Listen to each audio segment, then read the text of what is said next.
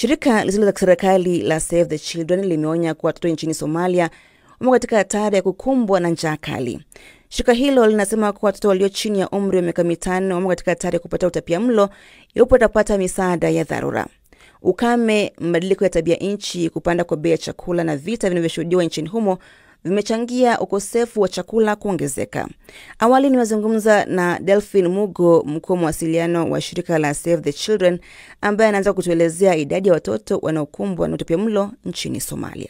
Kizungumzia watoto ambao wameweza kukumbwa na utapiamlo nchini Somalia, idadi ni kubwa sana. Tunazungumzia watoto takriban milioni 1.8. Hawa ni watoto ambao wako chini ya umri wa miaka 5 nchini Somalia. Na ukiangalia hasa watoto ambao wako chini ya umri wa miaka 5 nchini Somalia ni idadi ya watoto milioni 3, na hii ni takriban nusu ya watoto chini ya miaka 5 kote nchini Somalia ambao wamekumbwa na utapiamlo. Ni maeneo gani nchini Somalia ambayo yameathirika zaidi na tisho hili la utapiamlo? Maeneo ambayo yameweza kuathirika ni Somalia Kusini, ikiwemo maeneo ya Bay Region, kwa mfano Galgadug, Shabelle River na pia Beledweyne, maeneo ya wakimbizi ya Kismayo. Tunajua kwamba haya ni maeneo ambayo yameainishwa katika awamu ya 4 ya IPC kwa uhaba wa chakula na viwango muhimu vya utapiamlo mkali. Kwa hivyo ni maeneo kadhaa katika Somalia Kusini. Kulingana na takwimu za hivi punde, je, mnabashiri hali itadhibitiwa hivi karibuni? Hatuna uhakika kwamba hali hii itaweza kudhibitishwa hivi karibuni, isipokuwa kuweze kutolewa fedha za kutosha kudhibiti hali ya uhaba wa chakula. Ajua kwamba shirika la Save the Children kwa mfano tumesema kwamba kuzorota kwa utapiamlo kumechangiwa na punguzo kwa misaada ya kimataifa ambayo imeweza kupunguza huduma za afya na lishe. Ajua kwamba hatuna uhakika kwamba hali hii itaweza kudhibitishwa, ilhali wapo leo pesa za kutosha za kutoa hali za kutoa msaada wa vyakula, afya, tunaweza kuona hali ikidhibitishwa. Tunajua kwamba kumekuwa na ongezeko ya hali ya ukosefu wa vyakula katika Somalia, kwa hivyo tunaona kwamba hali inaendelea kudhoofika. Na kama watoto wanakumbwa na njaa, ni bayana pia familia zao zinakabiliwa na uhaba wa chakula. Kwa jumla, Wasomali wangapi wanakumbwa na tatizo hili? Takwimu zinaonyesha kwamba watu milioni 4.4 au chini ya robo tu ya idadi ya watu wote Somalia sasa wanatarajiwa kupata viwango vya juu sana vya uhaba wa vyakula ifikapo mwisho wa mwaka huu. Kwa watu milioni 4.4 ni idadi kubwa sana wapatwa na uhaba wa vyakula. Hii inajumuisha pia idadi ya watu takriban 900,000 ambao wanakabiliwa na viwango vya juu sana vya uhaba wa vyakula. Na katika juhudi zenu mmeweza kuwafikia kiasi gani cha watoto na familia zao kama shirika kuwapa misaada ya dharura mwaka huu? Kiasi kikubwa ambacho tuweza kufikia mwaka uliopita, shirika la Save the Children tuliweza kufikia watu milioni 3.2, wakiwemo watoto milioni 1.9 katika mikoa 17 nchini. Kwa hivyo idadi ya hivi sasa iko, lakini kwamba mwaka utakapokuwa ukiisha tutakuwa tumefikia mamilioni ya watu. Na itachukua hatua gani kuweka mambo sawa nchini Somalia? Shirika la Save the Children linatoa wito kwa jumuiya ya kimataifa na wafadhili kutafuta haraka rasilimali ili kurejesha na kupanua huduma za lishe, afya na maji. Hatua ambazo zinafaa kuchukuliwa kwa hivi sasa ni kuhakikisha kwamba tunarejesha na kupanua huduma za lishe na afya na maji, ili watu ambao hawana vyakula na hawana maji waweze kupata. Na bila hatua za haraka, maisha ya mamia ya elfu ya watoto wa Somalia yananing'inia kwenye mizani. Ni Delphine Mugo, mkuu wa mawasiliano wa shirika la Save the Children, akihitimisha mazungumzo na mwenzangu Beldin Waliaula. Waziri Mkuu wa Denmark, Mette Frederiksen, amezungumza na katibu mkuu wa NATO kufuatia visa viwili vya ndege zisizokuwa na rubani kulazimisha kufungwa kwa viwanja vya ndege nchini humo wiki hii.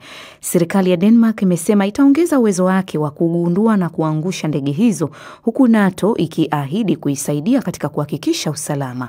Waziri wa ulinzi Troels Lund Poulsen amesema matukio hayo yalitekelezwa kitaalamu kwa lengo la kueneza hofu, ingawa hakuna ushahidi wowote wa Urusi kuhusika. Kwa upande wake, Moscow imekana kuhusika, ikisema matukio hayo ni njama za uchochezi.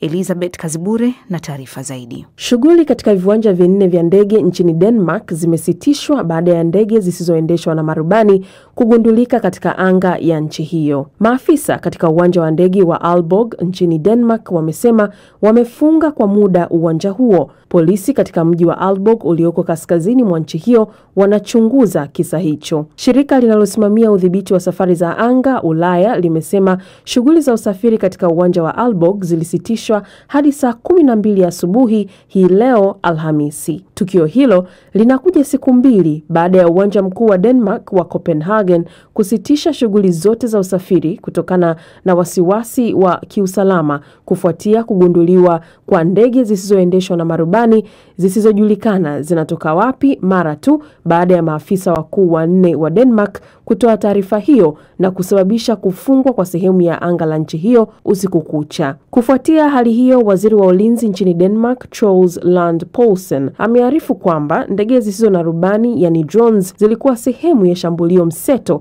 akieleza kuwa mwongozaji wa ndege hizo ni mwenye utaalamu wa hali ya juu ndiye aliyekuwa nyuma ya tukio hilo. Amesema ndege hizo zisizo na rubani zilirushwa kutoka maeneo ya karibu, huku mkuu wa polisi akiongeza kusema kwamba uchunguzi unaendelea. Wizara ya ulinzi ya Denmark imesema kuwa ina uwezo wa kuzifiatulia risasi ndege hizo ikiwa itahitajika kufanya hivyo. Hata hivyo, hatua hiyo si salama hasa katika maeneo ya makazi ya watu au karibu na viwanja vya ndege ambapo kuna mizinga ya mafuta na magari ya kusambaza mafuta. Aidha, imesema hakuna ushahidi wowote unaoonyesha ushiriki wa Urusi, ingawa Denmark tayari imewasilisha swala hilo kwa jumuiya ya kujihami ya nchi za magharibi NATO na huenda ikatumia kifungu cha 4 cha mkataba baina yao kuitisha kikao rasmi. Waziri wa sheria wa Denmark, Peter Hammergaard, amesema kuwa lengo la mashambulizi haya ni kueneza hofu nchini mwao. Bila kutoa hitimisho kuhusu matokeo ya jioni na usiku nchini Denmark, tunaweza kusema kwamba hujuma kupitia mashambulizi ya mtandao na aina nyingine ya mashambulizi ya mseto yamekuwa ni jambo la kawaida barani Ulaya. Lengo la mashambulizi haya ni kupima uimara wa mipaka na kueneza hofu na wasiwasi miongoni mwa wananchi na viongozi. Ni wazi kwamba tishio la mashambulizi ya mseto ni jambo ambalo litaendelea kuwepo. Jeshi la polisi la kitaifa la Denmark limesema kuwa uvamizi huu wa hivi karibuni wa ndege zisizo na rubani katika viwanja vya ndege nchini humo ni sehemu ya mwelekeo unaotia wasiwasi na kwamba shambulio hilo ni kubwa zaidi dhidi ya miundombinu muhimu ya taifa hilo kuwahi kutokea. Awali, ndege za kijeshi zisizo na rubani ziliripotiwa pia kuonekana katika maeneo ya Ujerumani na Uswizi, ingawa bado hayajathibitishwa kuwa ni sehemu ya kile kinachoitwa mashambulizi yanayofanywa na Urusi, kama njia ya kuadhibu nchi za magharibi zinazounga mkono juhudi za Ukraine kujitetea dhidi ya uvamizi wa Urusi. Matukio haya kwa pamoja yanaonekana kuwa ni jaribio la Urusi kuipima misimamo ya NATO na pia kuonyesha kuwa kuna madhara kwa nchi za magharibi zinazoziunga mkono Ukraine. Elizabeth Kazibure, Dira ya Dunia, BBC. Jamhuri ya Kidemokrasia ya Kongo na Rwanda zimekubaliana kuanza kutekeleza hatua za kiusalama chini ya makubaliano yaliyosimamiwa na Marekani. Nchi hizo zilisema katika taarifa yake ya pamoja siku ya Jumatano, katika kile ambacho kitakuwa ni hatua muhimu katika utekelezaji wa makubaliano haya ya amani, huku kukiwa na wasiwasi wa kutokuwepo kwa maendeleo. Kutoka Kigali, mwandishi wetu wa BBC Yves Buchana na taarifa zaidi. Kulingana na shirika la habari la Reuters, utekelezaji wa makubaliano hayo unatarajiwa kuanza tarehe 1 mwezi Oktoba kwa mjibu wa taarifa ya pamoja ambayo pia ilitolewa na Marekani, Qatar, Togo na Kamisheni ya Umoja wa Afrika. Mawaziri wa mambo ya nje wa Rwanda na Jamhuri ya Kidemokrasia ya Kongo walitia saini makubaliano mapya ya amani tarehe 27 Juni mwaka huu chini ya mwavuli wa Marekani. Makubaliano hayo yanalenga kustawisha amani ya muda mrefu na kuongezeka kwa biashara ya kiuchumi na usalama. Baada ya miongo mitatu ya vita na mivutano kati ya nchi hizo jirani tangu baada ya mauaji ya kimbari ya mwaka 94 dhidi ya Watutsi, matumaini ni kwamba makubaliano hayo yataweka misingi ya maendeleo ambayo yatanufaisha mataifa yote mawili. Kwa Donald Trump, ilikuwa ni fursa ya kuonyesha ufanisi wa sera yake ya kigeni inayolenga mabadilishano na manufaa ya kwa kila mhusika. Mwanzoni kabisa, maelezo mengi ya makubaliano hayo yalibakia kutojulikana hadi kusainiwa kwake.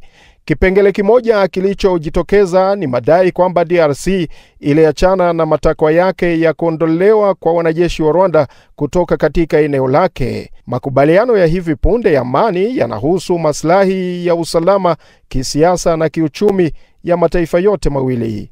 Maelezo mahususi ya kina ya mkataba huu hayakuwa wazi, lakini kulingana na mfumo na ripoti zilizovuja zinaelezea kwamba mataifa yote mawili lazima yaheshimu mamlaka ya eneo la kila moja na kuacha kusaidia vikosi vya waasi. Hii itajumuisha utaratibu wa pamoja wa usalama na kufanya kazi na ujumbe uliopo wa kulinda amani wa Umoja wa Mataifa. Zaidi ya hayo, wakimbizi wa Kongo waliokimbia mashariki mwa DRC wanaokadiriwa kuwa zaidi ya 80,000 wataruhusiwa kurejea. Hatimaye mataifa hayo mawili yataanzisha mbinu za kuimarisha ushirikiano mkubwa wa kiuchumi. Mimi ni Yves Buchana, Dira ya Dunia, BBC Kigali.